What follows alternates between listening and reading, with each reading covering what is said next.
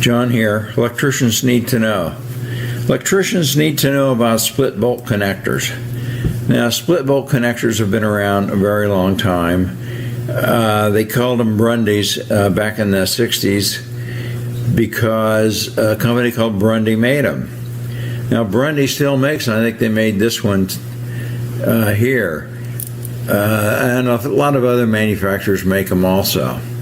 But Grundy has been around for a long time, and I kind of like Grundy. You know, once you get stuck with a product, you kind of stay with the product. Now, they make them about the size of your fist or a little bigger. Over the years, I've troubleshot a few and found that they disintegrated, probably because they weren't put together really good in the first place. And you say, oh, we put those things together as tight as we possibly can. Well, you probably did. But when you put two wires in there and tighten it up, that fills this with oxidized material. So the first thing you want to do is open it up. You want to take a wisp. This is a 4000. It may be a 2. And polish the insides of this guy just a little bit. Woo! That helps. Polish those guys up.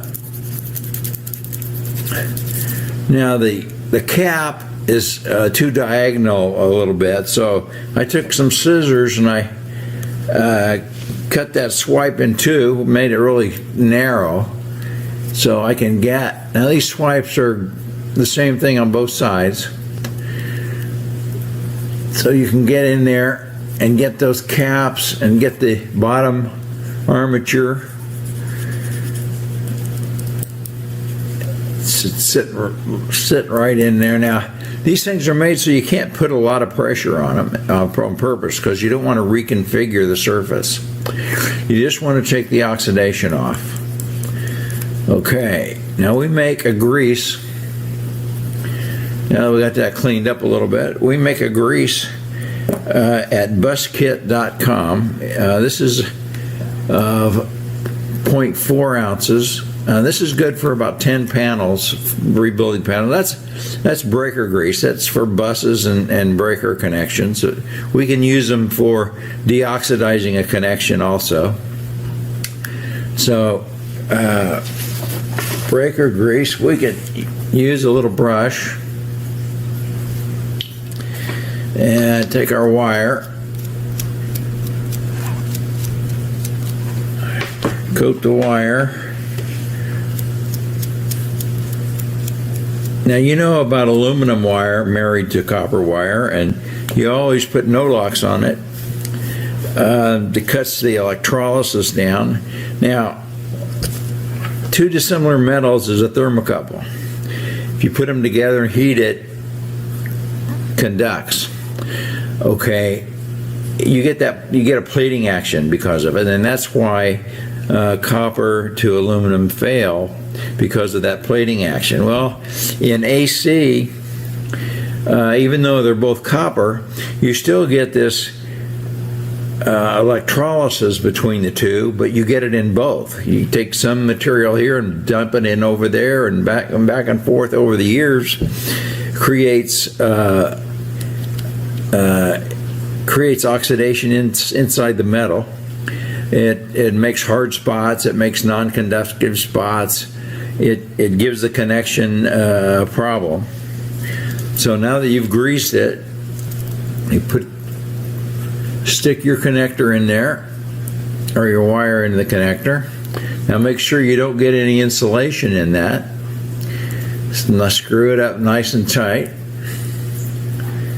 That'll marry the greased surfaces together. Okay, now this is very important. Always use an end wrench.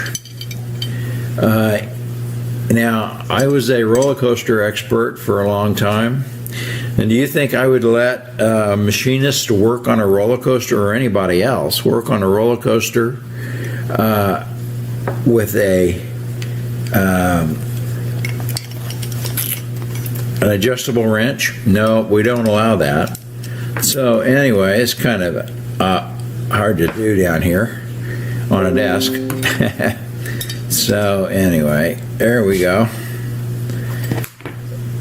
Now make sure you don't get the insulation in this connector. There we go. Now we're getting a little tighter.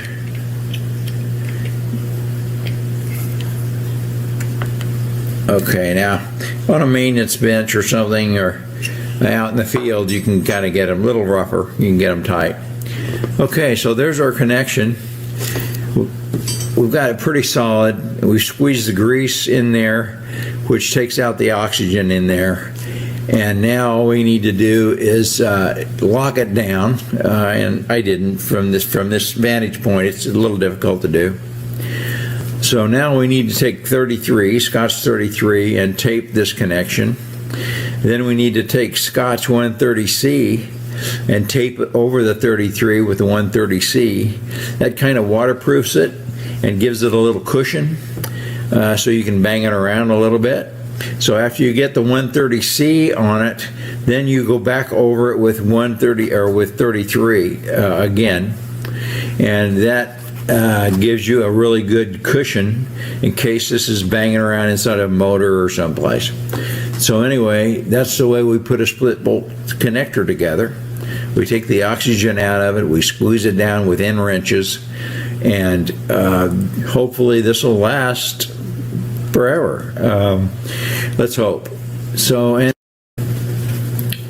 okay, we make the swipes, and we have a few bus kits and a few other products, grease, things that you might need at buskit.com or Shook Electric. They both go to the same location.